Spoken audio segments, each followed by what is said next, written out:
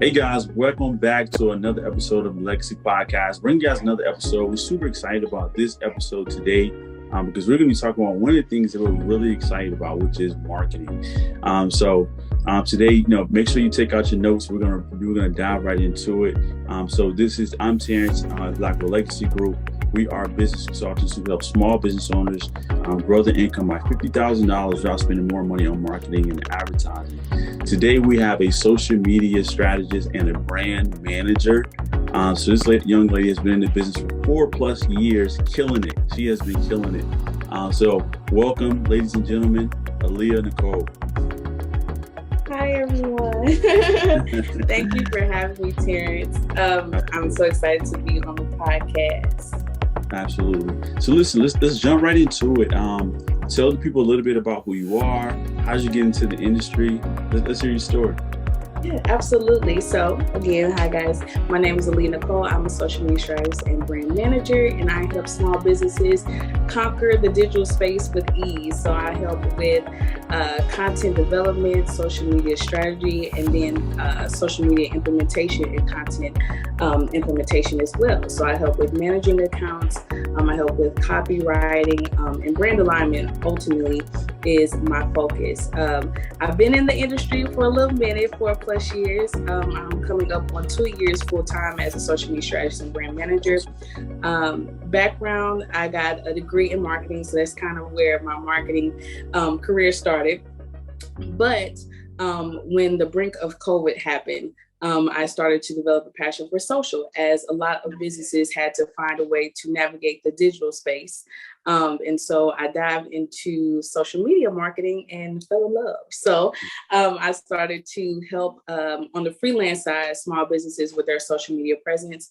And it kind of grew from there. That's cool. That's awesome. So I told you before we started recording, I was saying that we're going to kind of flow in it, and I'm just going to see what questions I have. So here we go. So the first question, for people who don't know, can you differentiate between branding and social media? Because they're totally different. Can you talk about that? Absolutely. And that's a really good question, because in my journey of having to help brands with their social media presence, we ran into that conversation with branding a lot. So branding encompasses your actual business. So who you are as a business, and all the things that are attached. So your brand identity, that's like your personality. That's where you get like the colors and the logos and all those things. But in brand strategy, you also develop your mission, your vision, what your brand is and what your brand is not, your messaging, your voice and your tone. So that's branding. And then when we get to social media, you use all those tools and things that you kind of establish this personality for your brand to then help convey your message on the social media platform. So if we think about branding and social media marketing, branding always has to come first, as that's the foundation of your business. And then you utilize marketing tools like social media to then help you just amplify that message. That's awesome. I think one of the disconnects that I've seen, you tell me if you've seen anything different, but just kind of like understanding, first off, like, what is a brand? Like, what is branding? And then just kind of understanding, how that correlates, like what that entails in regards to your social media strategy. Because a lot of times, like I've seen for small business owners, because that's the space that we work in for the most part. So we've seen businesses, they'll start on social media, but have no type of strategy. So branding is just out of the window. They didn't even think about branding. So what would you tell a small business owner who is in that startup phase, let's say 6 months to a year, who hasn't went the route that you got for the services you guys offer for branding and strategy? So what would you tell that person, or what advice would you give them? And that's really good too, because I get that a lot. And so that is kind of where I kind of redirected some of my messaging, because a lot of us are told, go the free route, which is social media. You start a business and then it's time to market so you can, get sales, get clients, get customers. But we fail to get to that branding point of building the foundation. So what I would say first, before entering into the social media phase, really identify, you probably hear this all the time, but your brand, but also your target audience. That is where you develop who you are marketing to. So when you are in the brand strategy phase or at the very beginning, and you are kind of either going back to the branding side or you're starting fresh, to focusing in on really creating that customer profile. Know who they are on the demographic side, but also on the psychographics. I always say that marketing is or has so many different connections to psychology, understanding people. That's what marketing is. You're understanding where these people are and how your product or service fits into their lifestyle. So when you're identifying who your target audience is, you want to identify the demographics, but also the psychographics. And then how will your brand communicate literally through all of the channels, marketing, sales, to that audience. So that's kind of where I would start, because when you get to social media, the biggest thing is who you're targeting and then your messaging. Your content can look wonderful. It can look great. You can invest in so much on the visual side, but if it has no substance in the messaging, then it just is kind of overlooked by your audience. Absolutely. And you brought up a great point too, because within like I don't think people like really understand like the target audience, like how to really dive into it, because you mentioned like the psychographics, demographics, and two other categories that would go into it. But within that, like that is where you get your colors, where you should get your colors and stuff too, because like you said, like the psychology of it, like understanding like, okay, if this is my client avatar, this is the person I'm trying to attract, then this will fits better for this client. So it's kind of like knowing and understanding some of those things too. Another piece that is like important is like the DISC personality type. You ever taken the DISC personality test? Yeah. So that's important too, of understanding like that target audience, like, because there's so many different, was 4 main types of personalities, and how does that fit into the person I'm trying to attract? Right. So I think that's important. Let me ask you this. So what would you say in regards to for a person who's in that stage of like building out their brand? They built out their brand. They have a semblance of a strategy. Okay. What would you tell them to do? Would you recommend inbound or outbound marketing? That's a good question. Because I really do think that you should incorporate both. And even myself, I have been trying to go to events and different things, which would be categorized as outbound marketing. Yeah. And so I would say in your branding, identify the marketing channels that you want to use, because I've had conversations with people and they're like, social media is not my thing. Like I've been doing word of mouth, outbound marketing, and it works for me. So establish if you want to dive into both, or if you want to streamline just one. So that would be the first thing, because social media is not for everybody. Yeah. But I would say if you're trying to go the free route, the route that may cover more of an audience, social media or inbound marketing, where you're using like the digital platform, would be great. Because I was just having a conversation with someone the other day, and I said, well, if you make an Instagram post or a Facebook post tomorrow, start fresh, somebody's going to see it, regardless if they're a part of your target audience or not. So I lean people towards the social media route, just because it kind of gets or it gives them like a flow of how to actually communicate with people, how to build community. And that would be a really great asset for you to move when you do outbound marketing, because that's more frontward, facing. So you're actually having those conversations with people. And so you may have an elevator pitch, or you may have a brochure, a business card that you're also, giving them while you're communicating. But yeah, I would lean towards, if you want a broader audience, you want to test out multiple ways you can, get in front of your audience, I would, go to social media route. I would, but there is definitely benefit in both, because what I find is, social media are not own channels, right? So when you think of social media, you are limited, because if Instagram or Facebook or LinkedIn decide they don't want to be those platforms anymore, have glitches, you have no way to contact your audience unless you build an email list or different things like that. So it's very important. And as much as COVID kind of pushed everybody to the online space, I'm seeing a shift of people pushing back into the physical space, simply because you can build those connections right off of energy, right in person.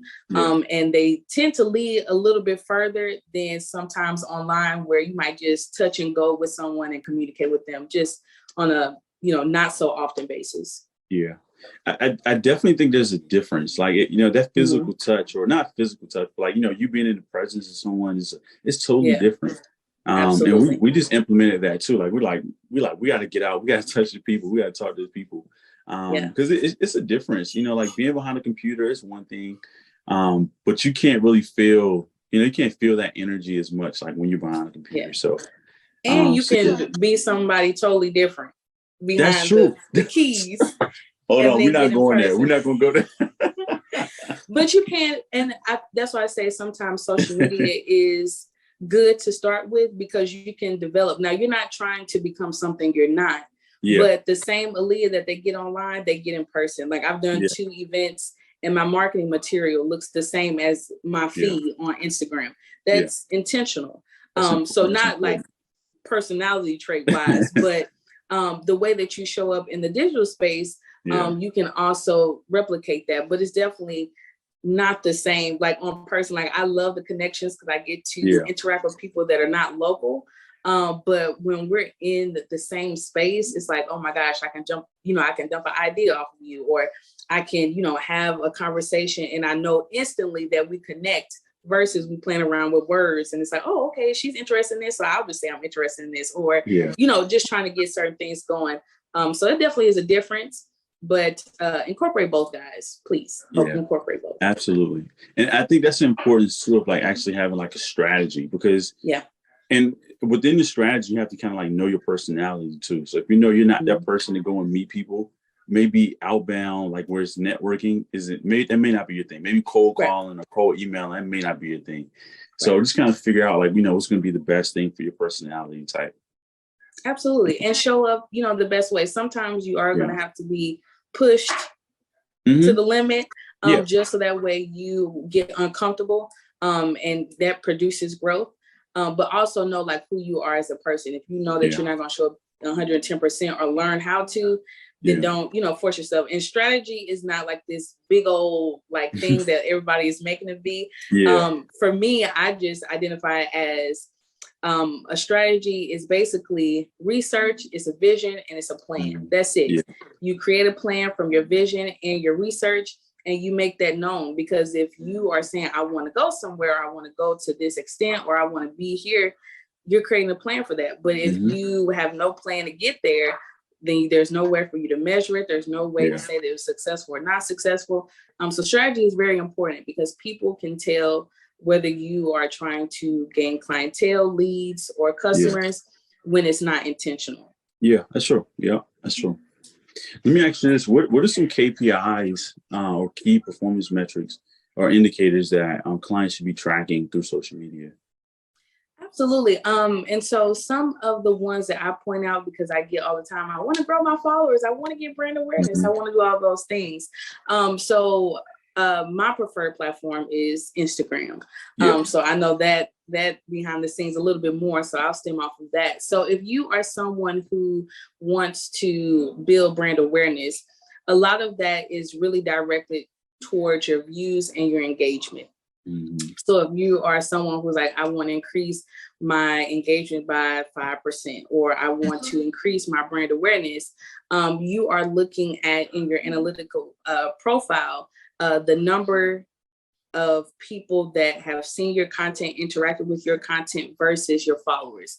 That number of individuals that are not following you should always be bigger if your goal is for brand awareness. Now, if you are looking for, we like to throw the word conversion around. Conversion is not necessarily always directly linked to a sale. Sometimes it's just taking that individual from the social media platform to your email list, all those things. A really good thing is, of course, having lead generation, but Instagram will tell you based on different posts, how many external links did you get from that post. So you can look at it and see, okay, if this content was a educational piece of content, it was a reel, it was under 10 seconds, then rinse and repeat that same type of content, because that is getting someone to click on a link. Or if you are trying to nurture your audience, and you have a carousel that is, maybe 5 pages long or 5 posts long. And it was a breakdown of some type of information with a shorter caption. You use like 5 or 6 hashtags, and you got a lot of saves. That is something that you can look at and say, okay, these people are saving my content to refer back to. So that's some type of conversion relationship, because they're going beyond just, I'm just seeing your content, I'm scrolling through it, or I'm liking it. And then follower count, we always talk about that. Those are vanity metrics. That's a glaring, But if you wanted to track that, of course, you would just see. But what I will say too with follower counts is ensuring that they're your target audience. There's a lot of bot accounts out here. There are a lot of people that are not in your target audience. So don't necessarily get the hype of, oh, I'm just going up in follower count. But pay attention to the accounts that are actually following you. And if you are seeing that these people are not in your audience, then you may need to pivot in your content and in your strategy. So that goes to like your content pillars, that goes to the hashtags you use in the content that you are producing.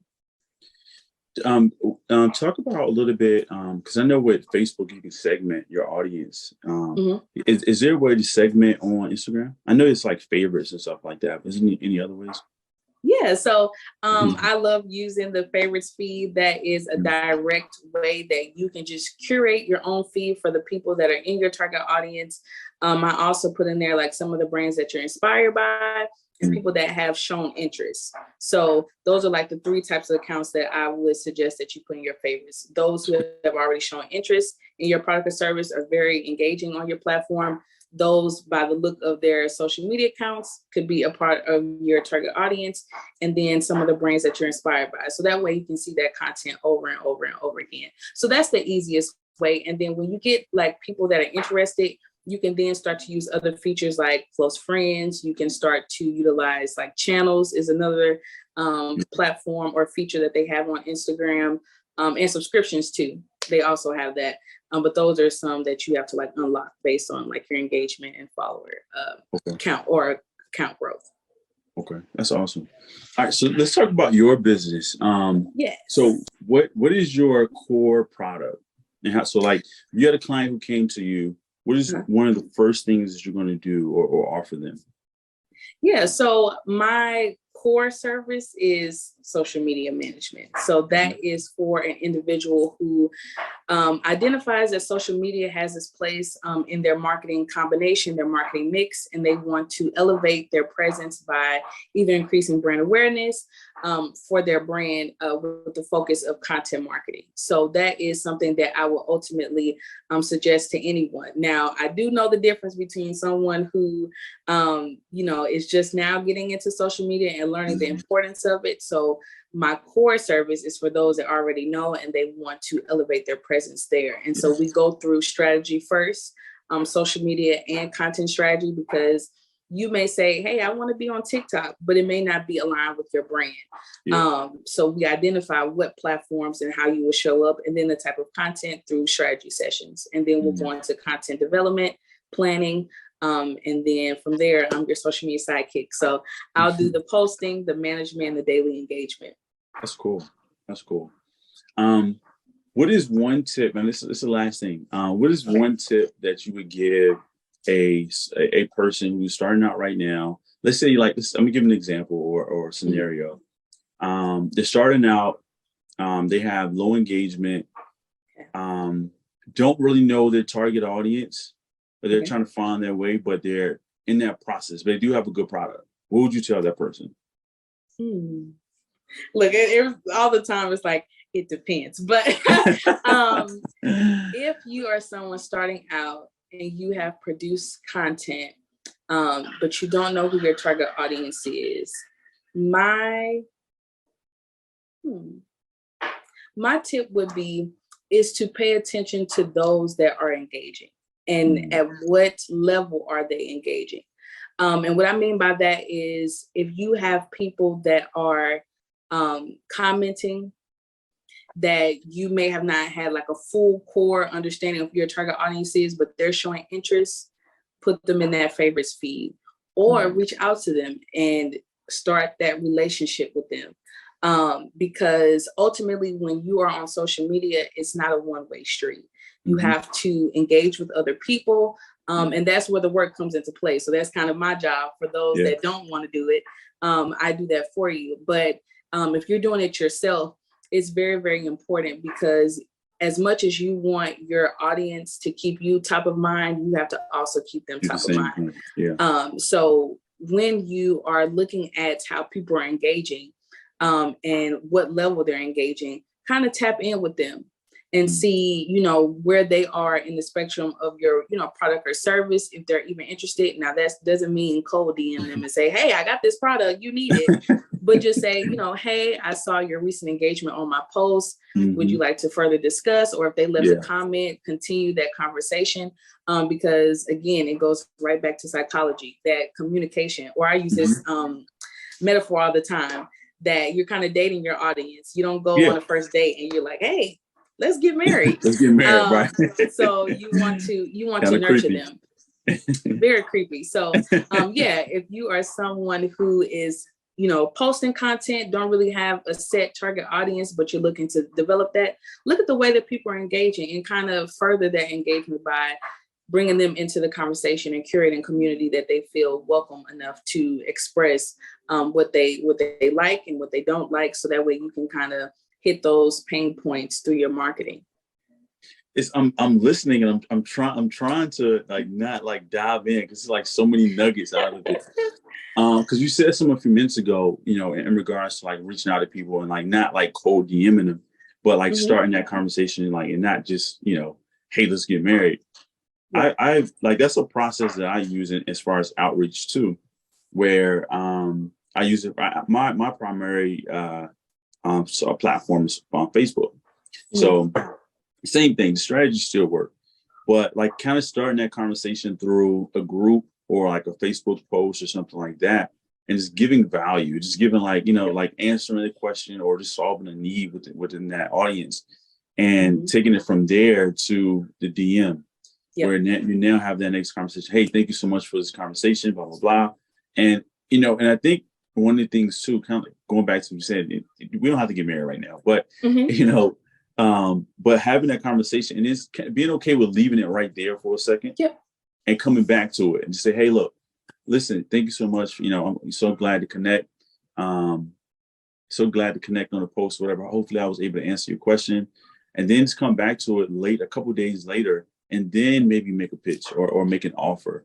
But there's just so many ways that you can do it where it doesn't have to be like scammy or, you know, like, or pushy or anything like that. And we've hundreds of leads we've received just by doing that simple strategy. We actually hired a VA that took over that process, because create the SOP, create the framework, and it's a system.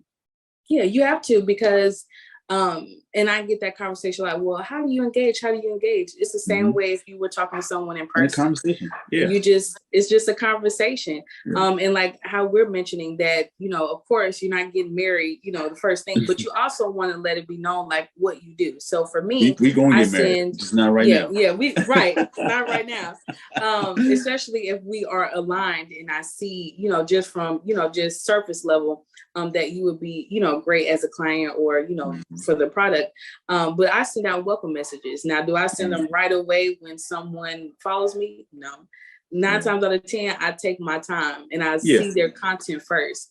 But like the other day, I had a young lady, she followed me and I went through her story and she said, I'm feeling like an old person because I forgot to, or I don't know how to add a sound to my reel. So I followed her account from someone else and she ended up following me back. And so I introduced myself and said, hey, you know, I'm Aaliyah. And I literally screen recorded how to add audio to a reel and I sent it to her. You added value. I was like, hey girl, you know, you're struggling and you need my services. No, I'm gonna show you how to do it. So next time you can just refer back to this. And then you refer back to my DM where we had that conversation. So that's how you do it. That's how you slow walk them down. But that's the long game of like having, but even that is an engagement strategy. And that, like, it's so important to kind of like just kind of know and understand, all right, this is what I'm going to do. And, you know, you give enough value, it's going to come back. It's the law of reciprocity. So no, I love it. I love it. I love it. I didn't have any more. That was the last question, but I actually have two more. And I promise. I'm fine. That's it. I promise that's it. All right. So the first one is like, with social media, especially like Instagram, the algorithms change so much. So as someone, let's answer for two ways. You as a social media strategist, and then let's say also just a traditional business owner. How would you handle it in both of those scenarios? Okay, so as a social media strategist, and this may be an unpopular opinion, but I want to share this with you guys because it's important. I understand the algorithm, but I say forget the algorithm. And the reason why is because, number one, when you go into business, you want to set it up where you have several marketing channels. So if you are solely depending on social media to market your business, and that's any platform, you're kind of already behind. That's out of love. You're already kind of behind because, again, that is not our own channel. So if they shut down tomorrow and we on the brink of TikTok, they already banned in a couple countries, for example. If they decide that they do not want to have this platform anymore, they obsolete, whatever the case may be, you have developed a community, which is great. But they're now stuck on that platform. So when we think about the algorithm, and I want you all to also know that it's not just one. There's so many different moving parts in the social media world where it's not just one algorithm. And I hear the terminology, well, I'm shadow banned. And a lot of it is just your content, guys. So don't tag that on there. But as a social media strategist, I would say that the algorithm is not necessarily your vocal point. You're not creating content just to feed the algorithm. You're creating content to feed your audience. Your audience is going to find you no matter. But what I find is that we give up early because we're focused on, well, the algorithm is not pushing out my content. Part of it is your engagement. You're requiring engagement, but you're not engaging. Are you creating content for your audience? And what I mean by for your audience goes back to the question we're talking about. If they're engaging in a certain way, produce content that resonates with them, not content that you think is cute and that you think is valuable, right?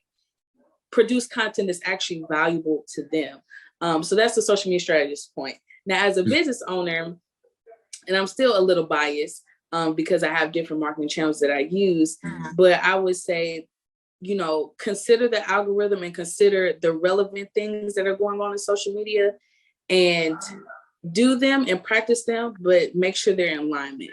So the TikTok accounts or TikTok, for me, I don't have a business TikTok. I see no need.